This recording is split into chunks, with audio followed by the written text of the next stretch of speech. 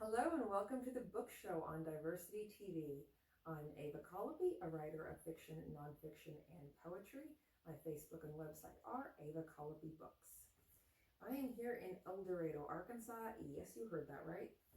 And I'm going to talk about this enchanting little book, Island of the Blue Dolphins by Scott Odell. Now, I read this book for the first time when I was 12 years old. And my eldest sister, who's 16 years older than me, read it at about the same age, so I decided to get a copy of it for my daughter, who turned 12 this year. Yes, my daughter. Last season she was my grandniece, now she's my daughter. And we're all quite pleased with that. So why I want to focus on this book is not just that it is an enjoyable read and very accessible. It was made for younger readers. It's not only to encourage literacy, which would be an obvious goal for myself and for those of us running the book show. It is also because it is now a tradition that I want to sort of begin and pass on down the generations. And I think that is something we should all be thinking about more, particularly in the West. We've really gotten out of the habit of passing on traditions down the generations and keeping that connection between the generations. It is more normal in other cultures in the world to have that continuity, and I think that's actually psychologically and emotionally can be very good for us. I would highly recommend that, as we've been doing with this book, you pick out some books or some music that you really love, and or movies that you really connected with that meant something to you, and sort of explain to the younger people in your family why that is and share it with them. Don't just sort of expect them to listen to a song or a particular band and get the same experience out of it that you did. Sit down and explain with them what it means to you, what the music means to you, what the words meant to you, and pass some of that down for them. I know I have benefited a great deal from how much my parents, especially my mother, really sat down and shared the music from her generation and explain what it meant to her.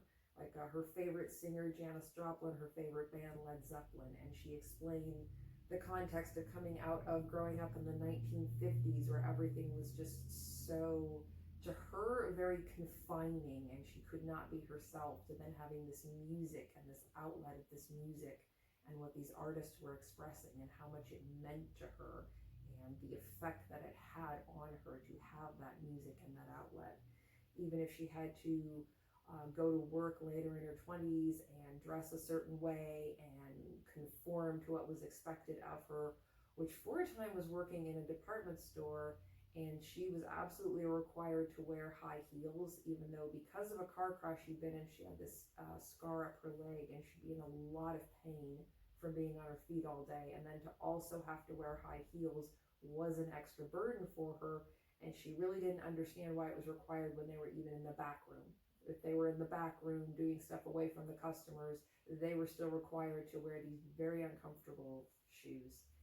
And to come home from that kind of an environment where she had to conform, even when it didn't make sense practically, come home and she'd have this music and she'd listen to her music and she'd have that outlet. And I have a sense of that experience of hers because she communicated it to me and passed down the tradition of always listening to the lyrics in the songs and finding out what the song is about and feeling the lyrics and feeling the music and getting that sense out of it. And when I was younger, I really didn't like reading, so to be able to connect with the music and the lyrics is really what got me more into writing back then. I actually didn't read books when I was younger, usually unless I had to, because it really wasn't for me. I didn't have the patience for it. So I would definitely recommend passing on some traditions and that part of yourself to the next generation. And I think that would be a great thing for us to get back into in the West. So I'm going to read an excerpt from this book now, which is from the 9th chapter. There was nothing to take away with me from her village except a basket of food. I therefore traveled fast, and before night fell, I reached the place where I had decided to live until the ship returned. This place lay on a headland a half-league to the west of Coral Cove. There was a large rock on that headland and 2 stunted trees. Behind the rock was a clear place about 10 steps across, which was sheltered from the wind, from which I could see the harbor and the ocean. A spring of water flowed from a ravine nearby. That night I climbed onto the rock to sleep. It was flat on top and wide enough for me to stretch out. Also, it was so high from the ground that I did not need to fear the wild dogs while I was sleeping. I had not seen them again since the day they had killed Ramo, but I was sure they would soon come to my new camp. The rock was also a safe place to store the food I had brought with me and everything I should gather. Since it was still winter and any day the ship might return, there was no use to store food I would not need.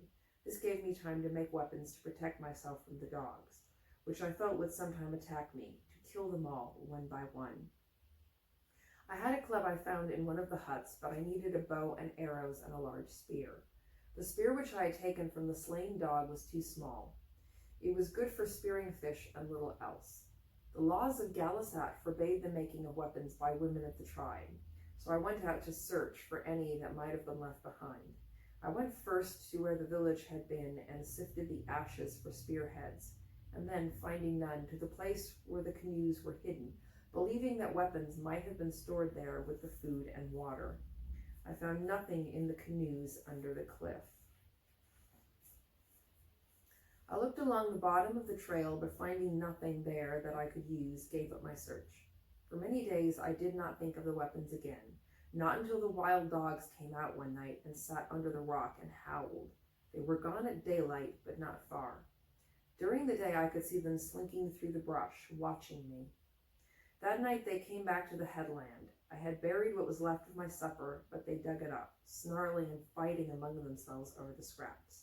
Then they began to pace back and forth at the foot of the rock, sniffing the air, for they could smell my tracks and knew that I was somewhere near. For a long time I lay on the rock while they trotted around below me. The rock was high and they could not climb it, but I was still fearful. As I lay there, I wondered what would happen to me if I went against the law of our tribe, which forbade the making of weapons by women. If I did not think of it at all and made those things which I must have to protect myself. Would the four winds blow in from the four directions of the world and smother me as I made the weapons? Or would the earth tremble, as many said, and bury me beneath its falling rocks? Or as others said, would the sea rise over the island in a terrible flood? Would the weapons break in my hands at the moment when my life was in danger, which is what my father had said? I thought about these things for 2 days, and on the third night, when the wild dogs returned to the rock, I made up my mind that no matter what befell me, I would make the weapons. In the morning I set about it, though I felt very fearful. I wished to use a sea elephant's tusk for the tip of the spear because it is hard and of the right shape. There were many of these animals on the shore near my camp, but I lacked a weapon with which to kill one. Our men usually hunted them with a strong net made of bull kelp, which they threw over an animal while it slept. To do this, at least 3 men were needed, and even then the sea elephant often dragged the net into the sea and got away. I used instead the root of a tree, which I shaped into a point and hardened in the fire. This I bound to a long shaft with the green sinews of a seal I killed with a rock. The bow and arrows took more time and caused me great difficulty. I had a bowstring, but wood which could be bent and yet had the proper strength was not easy to find. I searched the ravines for several days before I found it, trees being very scarce on the island of the Blue Dolphins. Wood for the arrows was easier to find, and also the stone for the tips and the features for the ends of the shafts. Gathering these things was not the most of the trouble. I had seen the weapons made, but I knew little about it. I had seen my father sitting in the hut on winter nights, scraping the wood for the shafts, chipping the stones for the tips, and tying the feathers. Yet I had watched him and really seen nothing. I had watched, but not with the eye of one who would ever do it. For this reason, I took many days and had many failures before I fashioned a bow and arrows that could be used. Wherever I went now, whether to the shore when I gathered shellfish, or to the ravine for water, I carried this weapon in a sling on my back. I practiced with it and also with the spear. The dogs did not come to the camp during the time I was making the weapons, though every night I could hear them howling. Once after the weapons were made, I saw the leader of the pack, the one with the gray hair and the yellow eyes, watching me from the brush. I had gone to the ravine for water, and he stood on the hill above the spring looking down at me. He stood very quiet, with only his head showing over the top of a kola bush. He was too far away for me to reach him with an arrow. Wherever I went during the day, I felt secure with my new weapons, and I waited patiently for the time when I could use them against the wild dogs. So it continues as such, and I don't want to give away the whole story, but it has basically a happy ending. And again, I highly recommend it, and I highly recommend passing on those positive traditions. Thank you for watching the book show on Diversity TV. We are always happy to have you, and we will see you next time.